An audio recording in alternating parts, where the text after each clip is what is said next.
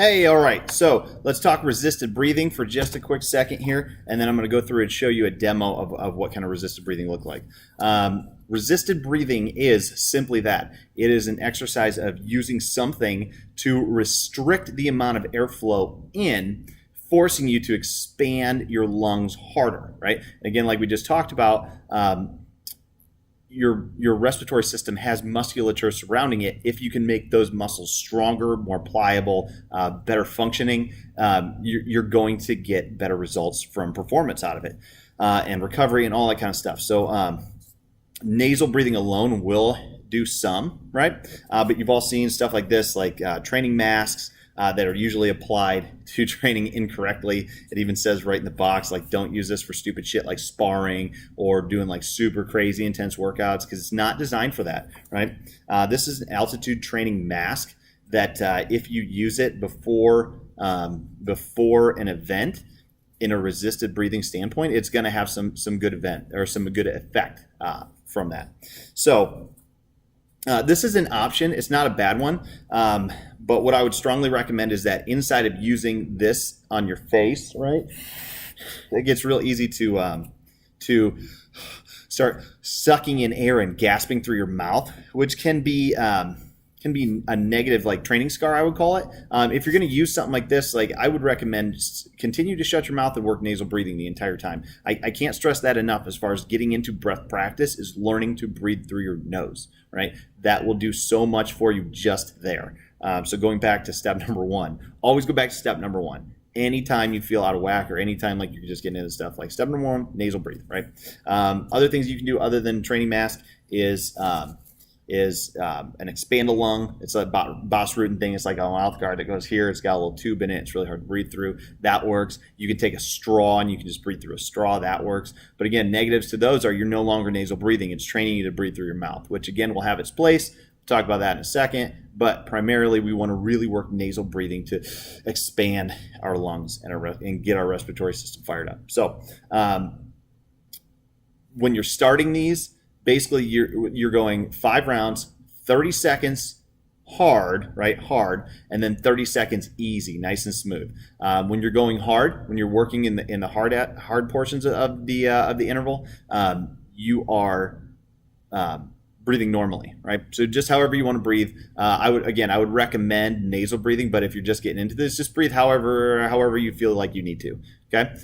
During the easy portions, that's going to be all nasal breathing. So I'm going to do 2 rounds and I'm going to show you a way just to kind of get started with it. Just breathe normally and then nasal breathe during the easy parts. And then I'm going to show you the way that I really have liked doing it lately, which is nasal breathing through the hard portion of it. And then doing some, again, this is some yoga style inhale, exhale. It's like yoga cadence with locking down one nostril at a time.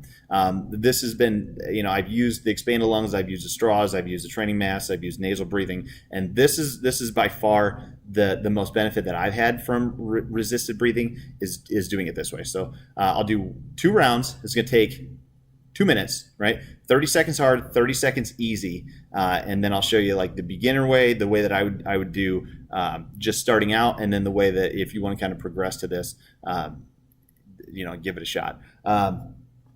So here we go.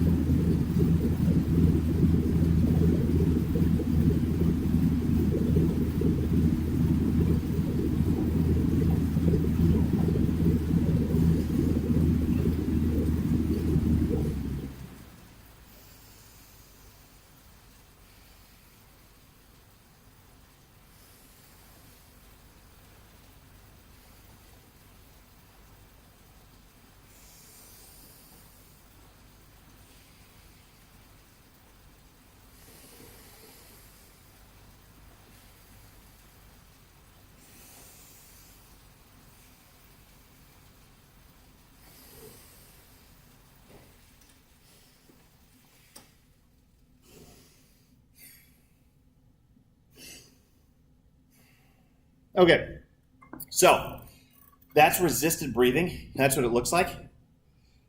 Again, you can tell I didn't go that hard. But what it did is it forced me to take deeper breaths, filling up my lungs more efficiently, effectively. It's just really awesome. You have to treat your respiratory system just like a muscle. You wouldn't do a heavy squat cold. You can't go into a Metcon or a race or a run or anything cold and expect to do well. Resisted breathing is one of my favorite things. But again, breathe normally and then nasal breathe, right? Just kind of give you a better view, I guess. The way I like to do the resisted breathing with the nasal is just push. Don't push it shut, right? But you just block one nostril and then switch. You might snot all over the place, but it'll be worth it. I mean, just keep a tissue handy and just wipe it off. So that's resisted breathing, and we'll go over superventilation in just a second too. All right, guys.